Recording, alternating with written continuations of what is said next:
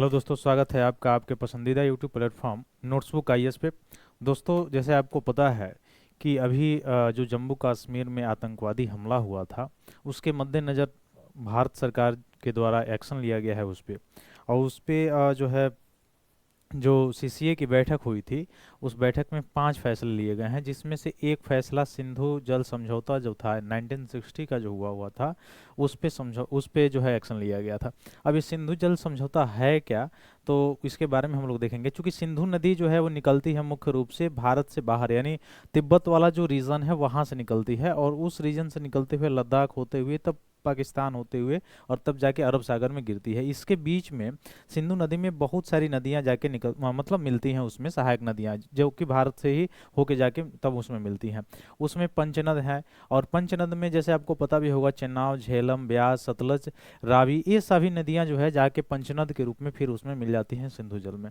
तो सिंधु नदी में जो ये नदियां मिलती हैं, उसके बाद से जो है वो जाके सिंधु नदी कहाँ पे गिरती है, अरब सागर में गिरती है।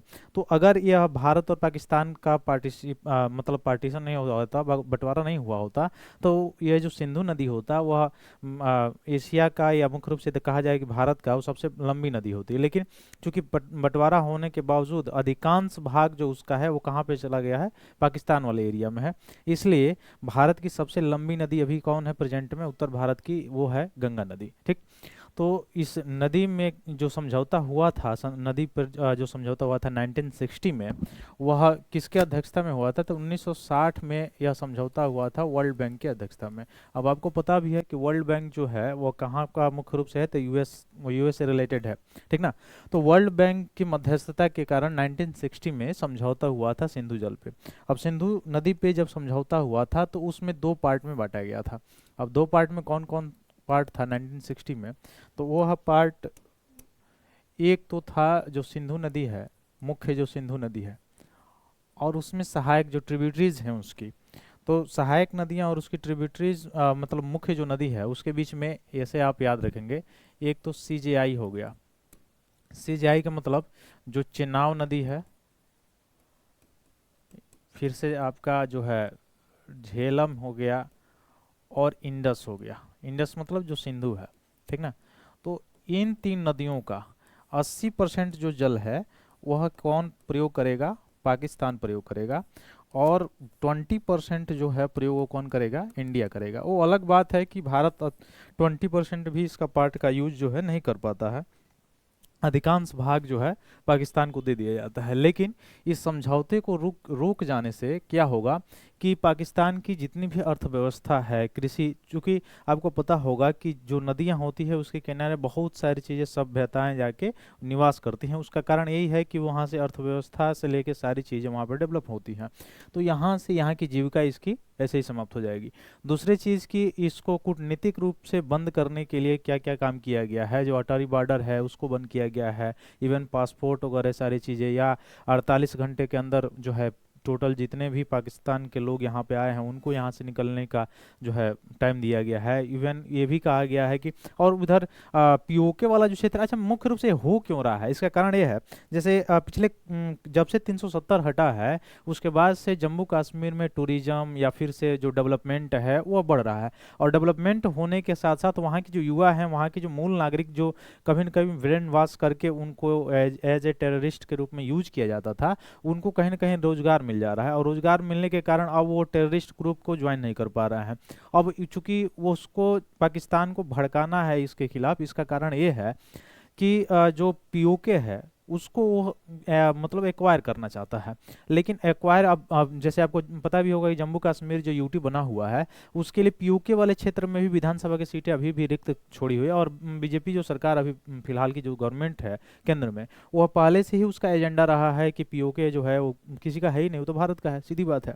तो उसको एक्वायर करने के लिए, और उस पर जो है किसी अन्य कंट्री की सहायता से, और इवन जो टेररिस्ट हैं उनका उपयोग करके, जो लोकल लेवल पे जो युवा हैं उनका उपयोग करके जो है भारत के खिलाफ ये भड़का के तब ये सारी चीज़ें करने का प्रयास करता है बार बार पाकिस्तान। और ये ऐसा एक तरह से कहा जा सकता है कि ऐसा मतलब मुख्य रूप से इनेमी है जो अपने जो बार बार दोहराने वाली गलतियां हैं उससे बाज आ ही नहीं सकता है। चाहे उसके लिए कोई भी इलाज कर लिया जाए, तो उसका एक ही इलाज है कि पूर्ण रूप से कूटनीतिक रूप से अर्थव्यवस्था लेवल पे और उसको एज ए आतंकवादी लेवल पे तो पूरे जो है विश्व में उसको तो दिखाया गया है, बाकी ऐसे भी उसका पूर्ण इलाज करना भी जरूरी है। तो इसको मैं बता रहा था कि जो चिनाब है, झेलम है और इंडस है, इसका 80% यूज जो है वो पाकिस्तान कर रहा था जल, और 20% यूज जो है इंडिया कर रहा था। इसके अलावा जो नदियां बच रही हैं, जैसे ब्यास हो गया, सतलज हो गया, ब्यास, सतलज, तो चिनाब, झेलम, सिंधु और ब्यास, सतलज और रावी, इन 3 नदियों का 80% जल का यूज कौन करेगा? इंडिया करेगा, और 20% जो है यूज कौन करेगा? पाकिस्तान करेगा। यही WB की अध्यक्षता में, वर्ल्ड बैंक की अध्यक्षता में यह निर्णय लिए गए थे 1960 में। लेकिन अभी भारत सरकार ने इस पे फिलहाल रोक लगा दिया है और पाकिस्तान एक गिदड़ भभकी दे रहा है।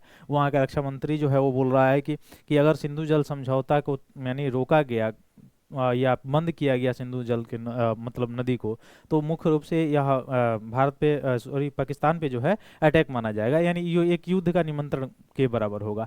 और एक और खुशी की बात है कि भारतीय नौसेना ने अभी हाल ही में सूरत के कोस्ट में, गुजरात वाला जो कोस्ट है अरब सागर में, वहाँ पे अपना जो मीडियम रेंज का मिसाइल है जो सतह से हवा में मार कर सकती है, उसका परीक्षण किया अभी है।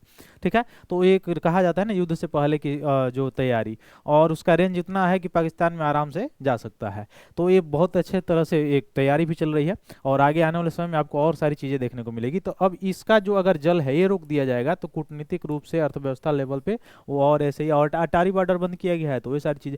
तो आपसे एग्जाम में क्या पूछा जा सकता है? ये पूछा जा सकता है कि 1960 में जो वर्ल्ड बैंक की अध्यक्षता में जो यह सिंधु जल ट्रीटी हुआ था, समझौता हुआ था, कौन कौन नदियां को मतलब कौन कौन नदियां का जो पानी का यूज है वो पाकिस्तान कर रहा था और कौन कौन जो है भारत कर रहा था। तो इसमें CGI याद रखेंगे, चिनाब, झेलम और सिंधु जो नदी है उसका 80% पाकिस्तान, 20% इंडिया कर रहा था। इसमें ऐसा समझौता किया गया था। और ब्यास, सतलज और रावी के लिए 80% इंडिया और 20% पाकिस्तान कर रहा था। लेकिन अब इस ट्रीटी को भारत जो है कल ही से जब इसमें बैठक हुई थी हाईकमान की, तो उसमें यह निर्णय लिया गया कि इस ट्रीटी को क्या किया जा रहा है, मतलब बंद कर दिया जाए। तो आइए देखते हैं हम लोग सिंधु जल संधि जो है भारत पाकिस्तान के बीच में है, जल बंटवारे को लेकर कौन सी नदी का? इंडस नदी का। ठीक ना? तो अभी 1960 से अभी तक चल ही रहा था ऐसे सारी चीज़ें, और किसके मध्यस्थता में हुआ था? वर्ल्ड बैंक के। लेकिन इसका बार बार जो है वही रवैया रहा है। और मुख्य रूप से आप देखेंगे कि जो चेनाब नदी है वो भी जाके मिल जाती है सतलुज में। ठीक ना? तो ये याद रखिएगा। और सतलुज नदी जब चेनाब मिलती है तब जाके इसका नाम होता है पंचनद, और पंचनद जो है वो जाके मिलती है कहाँ? सिंधु नदी में। ठीक है, सिंधु नदी की सहायक नदी। तो ये पांचों नदियाँ सिंधु नदी की सहायक नदी हैं जो आप देख पा रहे होंगे, झेलम, चिनाब, रावी, ब्यास और सतलुज, जिसमें से सतलुज सबसे बड़ी है, जिसमें सभी नदियां आके सतलुज में मिलती हैं। इवन भी UPSC जो यहाँ से प्रश्न भी पूछा जा चुका है UPSC के द्वारा। ठीक है, तो टोटल 6 नदियां हैं जिसमें सिंधु, झेलम, चिनाब, रावी, ब्यास, सतलज है। इसमें से 5 नदियां सहायक है सिंधु नदी की। ठीक है, इसमें सबसे बड़ी सहायक नदी जो है वो सतलुज है, और सतलुज में बहुत सारी जो नदियां हैं वो आके मिलती हैं। वो कौन कौन सी है? जो चिनाब है वो मुख्य रूप से आके मिलती है, और चिनाब में झेलम, रावी, ये सारी चीजें नदियां आके जो है इसमें मिलती है। और ब्यास जो मिलती है कहाँ पे? वो मिल जाती है आपके सतलुज में आके। ठीक है, तो जल के बंटवारा मैंने बता ही दिया, भारत को कौन सा यूज करना है, पाकिस्तान को कौन यूज करना है मैंने बताया, जो सिंधु, झेलम और चिनाब है ये सारी चीज़ें। तो यहाँ कृषि कार्य, घरेलू कार्य या हाइड्रो पावर, बिजली उत्पादन का ये सारी चीज़ें काम होता है। तो यह इस पे इफेक्ट पड़ेगा आने वाले समय में। तो देखते हैं फिर आगे क्या होता है। लेकिन इस समझौता को रद्द करने से एक तो चीज़ है कि जो कहा जाता है ना कि कमर टूट गया, तो वो सारी चीज़ें उसके साथ हो गई है। ठीक है, तो चलिए फिर मिलते हैं अगले क्लास में। तब तक के लिए बहुत बहुत धन्यवाद दोस्तों। जय हिंद।